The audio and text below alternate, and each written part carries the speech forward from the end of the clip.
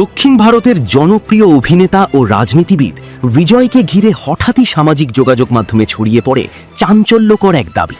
বলা হয়, বিচার চাইতে গিয়ে তার বাড়িতে পৌঁছানো একটি পরিবার এবং এক পুলিশ কনস্টেবলকে নাকি আটক করা হয়েছে।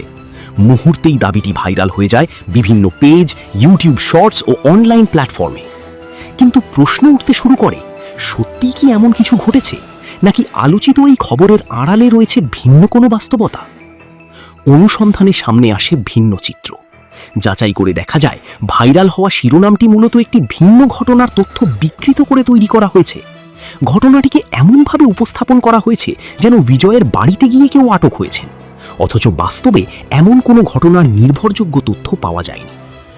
ভারতীয় একাধিক সংবাদ মাধ্যম, ফ্যাক্ট চেক সূত্র এবং সাম্প্রতিক প্রতিবেদন পর্যালোচনা করে দেখা যায়, কোথাও উল্লেখ নেই যে কোনো পরিবার বা পুলিশ কনস্টেবলকে তার বাসভবনে আটক হয়েছেন, বরং ভিন্ন একটি ঘটনাকে তার নামের সঙ্গে জুড়ে দিয়ে সামাজিক মাধ্যমে ছড়িয়ে দেওয়া হয়েছে বিভ্রান্তিকর এই দাবি।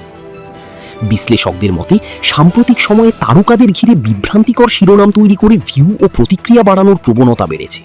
চাঞ্চল্যকর শব্দ, আবেগঘন উপস্থাপনা এবং অসম্পূর্ণ তথ্য ব্যবহার করে অনেক সময় সাধারণ মানুষকে বিভ্রান্ত করা হয়।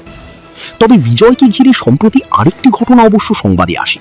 তার বাসভবনে বোমা হামলার হুমকির অভিযোগে তদন্ত শুরু হয়েছিল, কিন্তু সেই ঘটনার সঙ্গেও ভাইরাল হওয়া পরিবার ও কনস্টেবল আটক দাবির কোনো সম্পর্ক পাওয়া যায়নি। সব মিলিয়ে ভাইরাল এই দাবির পক্ষে এখনো পর্যন্ত কোনো বিশ্বাসযোগ্য প্রমাণ মেলেনি। অনুসন্ধানে এটি বিভ্রান্তিকর ও বিকৃত তথ্য হিসেবেই প্রতীয়মান হয়েছে।